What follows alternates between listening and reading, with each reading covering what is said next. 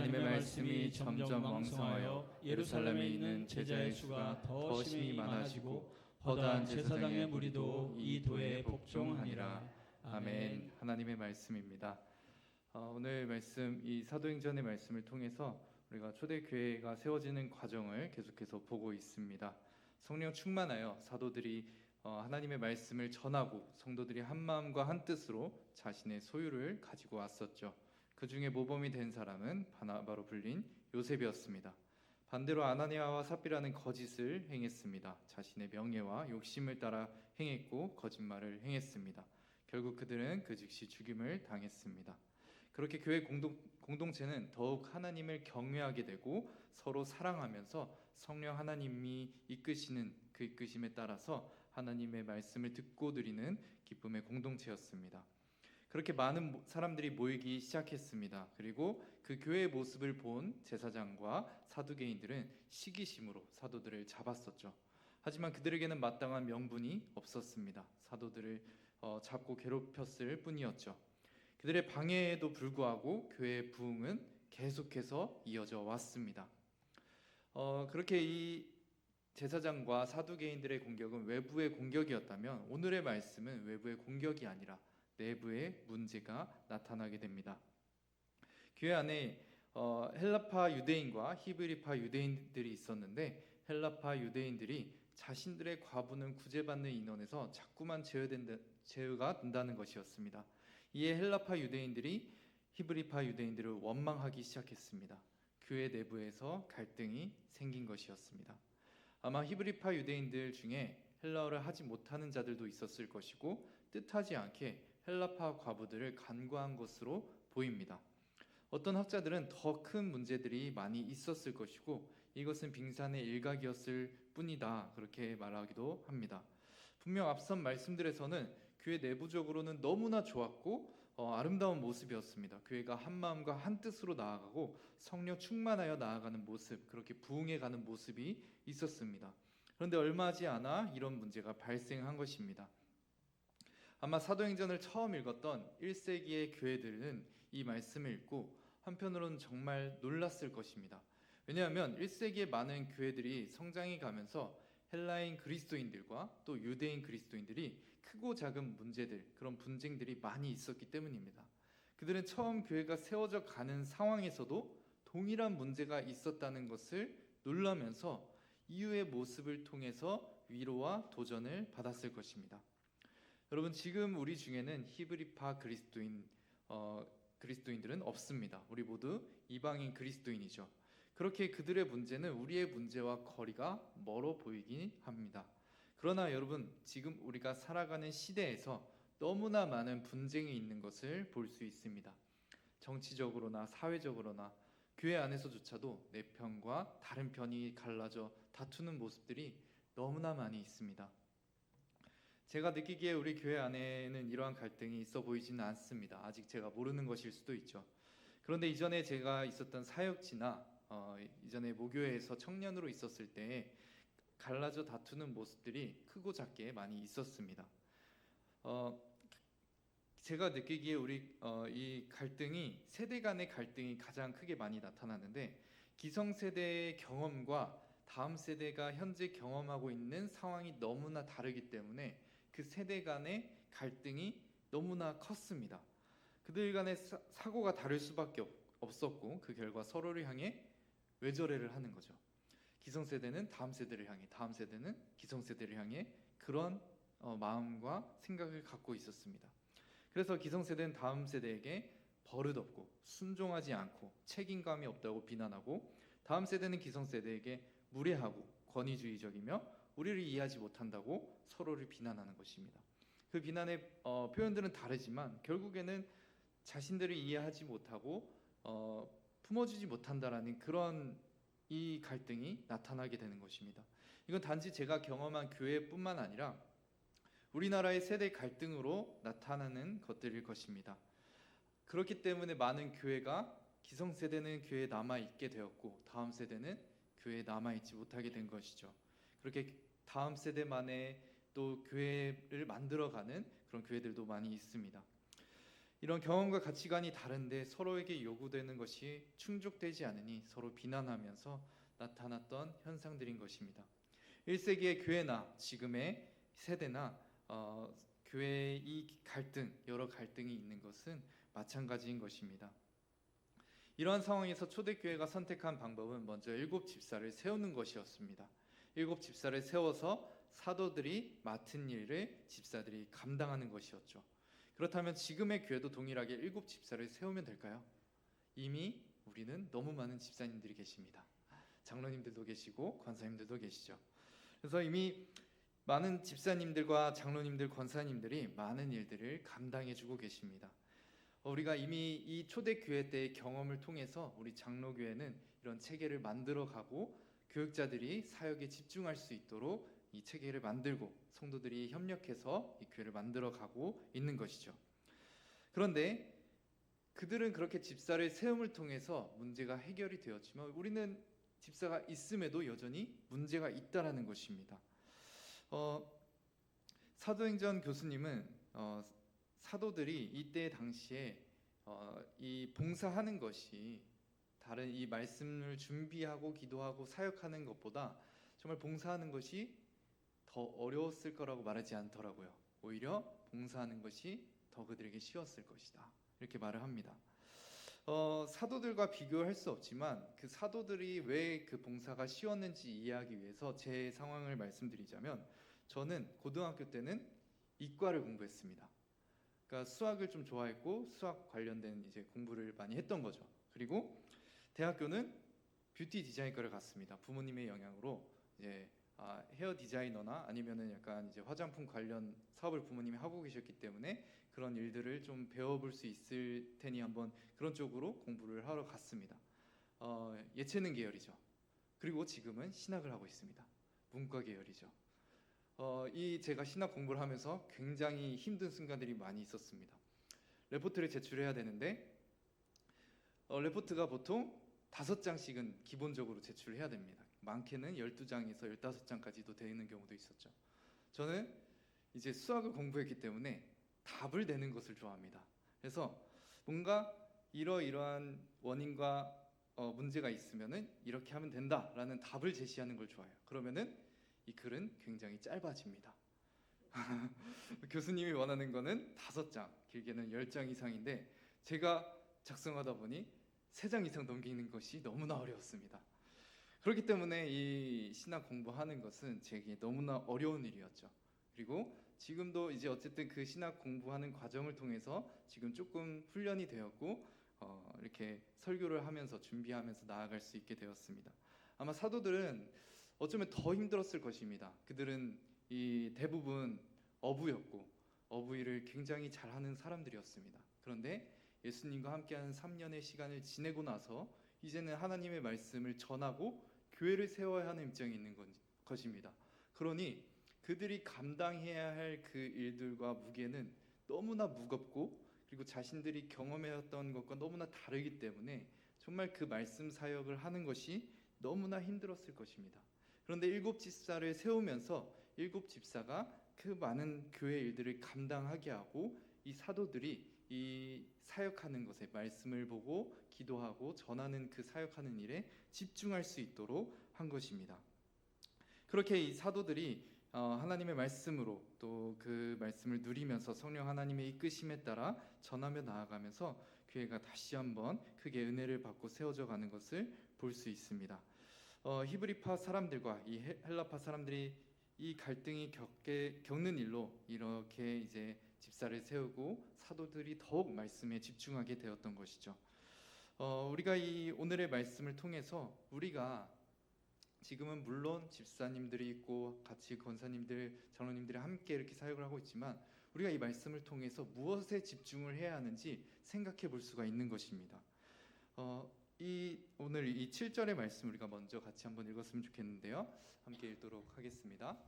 하나님의 말씀이 점점 왕성하여 예루살렘에 있는 제자의 수가 더 심히 많아지고 허다한 제사장의 무리도 이도에 복종하니라. 네, 하나님의 말씀이 점점 왕성하게 됐습니다. 그리고 수많은 사람들이 오게 되었죠.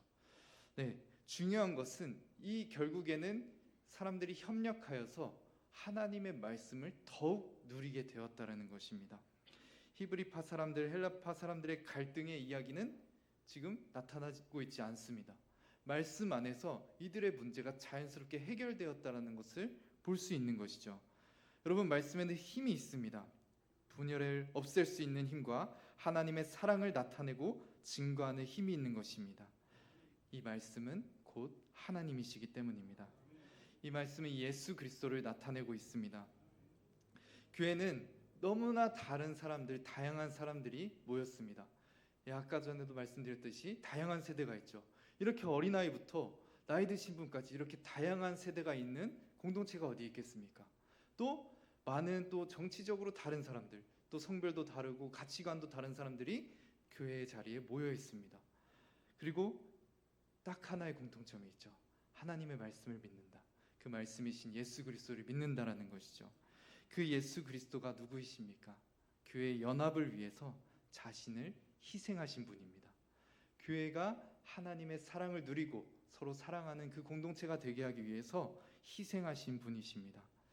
교회가 연합하지 못하는 것은, 지금도 연합하지 못하는 그 이유가 무엇이냐면 우리가 이 예수 그리스도를 누리지 못하고 결국 나에게 집중하는 것입니다.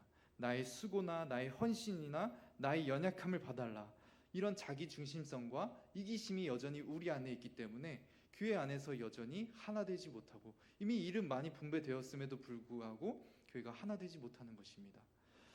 예수님은 계속해서 이 사역을 통해서 볼 수 있는 것은, 예수님의 사역을 통해서 볼 수 있는 것은, 예수님은 한순간도 자신에게 집중하지 않았습니다.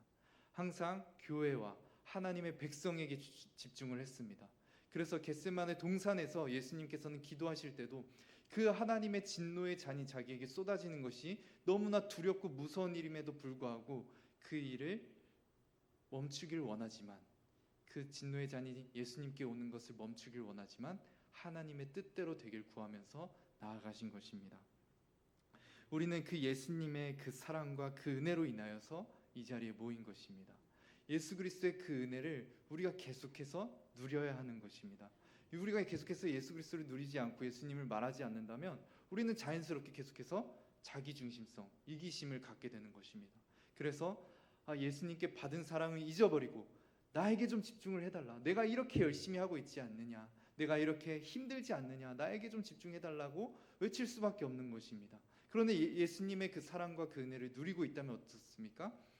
내가 이렇게 사랑을 받고 있으니 내가 기쁨으로 섬긴다, 내가 이렇게 사랑을 받고 있으니 사랑으로 당신을 대합니다, 이런 자세를 우리가 갖게 되는 것입니다. 예수님의 그 놀라운 사랑과 그 은혜가 풍성하다면 그렇게 실천할 수 있게 되는 것이죠. 우리가 이 예수 그리스도의 그 사랑을 계속해서 생각하고 누렸으면 좋겠습니다. 먼저는 우리 교육자들이 하나님의 말씀을 풍성히 누리며 올바로 전해야겠죠. 그런데 이것은 교육자가 첫 번째로 할 일이기도 하지만 성도들도 마찬가지로 이 일에 참여해야 되는 것입니다. 구역 모임에서 여러분들이 그 받은 사랑, 그 은혜들을 계속해서 나누셨으면 좋겠습니다. 그 사랑을 나눌 때 그 사랑이 더욱더 풍성하게 우리 안에서 열매를 맺게 될 것입니다. 그리고 세대 간의 우리 갈등에서도 정말 그 다음 세대는 기성세대를, 기성세대는 다음 세대를 볼 때 예수님의 그 사랑으로 바라보셨으면 좋겠습니다. 그 일이 제가 경험해 봤기 때문에 결코 쉽지 않아요. 네, 결코 쉽지 않습니다. 그러나 우리가 그리스도의 사랑을 계속해서 생각하면서 정말 그 너무나 다른 사람들을 바라볼 때 그 사랑으로 바라보고 대하시고 사랑으로 품고 내가 사랑으로 또 할 수 있는 것이 무엇인지 그렇게 생각하면서 나아가는 우리가 되었으면 좋겠습니다. 제가 다시 한번 이 하나님의 사랑을 정말 더 나누기 원하는데요. 우리 성부 하나님의 사랑을 생각해 봤으면 좋겠습니다. 성부 하나님은 너무나 하나님과 다른 이기적이고 자기중심적인 사람들을 이미 보았습니다. 아담과 하와가 죄를 짓는 그 순간부터 그 죄가 얼마나 끔찍한지 하나님은 목격하셨습니다. 그리고 2000년 이상의 수천 년의 시간 동안 이스라엘 백성들과 또 교회를 통해서 수많은 죄악들을 보셨습니다. 얼마나 하나님께서 선택하신 그 백성들이 얼마나 죄악된 선택을 했는지, 얼마나 이기적이었는지 수없이 많이 보았습니다. 그 그럼에도 불구하고 하나님께서는 구원하시겠다는 그 약속을 취소하지 않으셨습니다. 그리고 사랑하는 아들 예수 그리스도를 보내셨죠. 이 사랑하는 예수 그리스도는 영원토록 함께 하신 하나님의 독생자 아들이십니다. 단 한 번도 불순종하지 않으셨고, 하나님 성부 하나님께서 사랑으로 나아가시면 성자 하나님은 그 사랑을 받고 기뻐하시며 순종하시고 그 사랑을 나타내 보여주셨습니다. 그렇게 우리가 감히 상상할 수 없는 시간 동안 감히 상상할 수 없는 사랑을 함께 하시며 그 시간을 보내셨습니다. 그런데 이기적인 사람들, 자기중심적인 사람들을 향해서 그 사랑하는 아들을 보내시기로 하신 것입니다. 그들 가운데 보내시기로 하신 것입니다.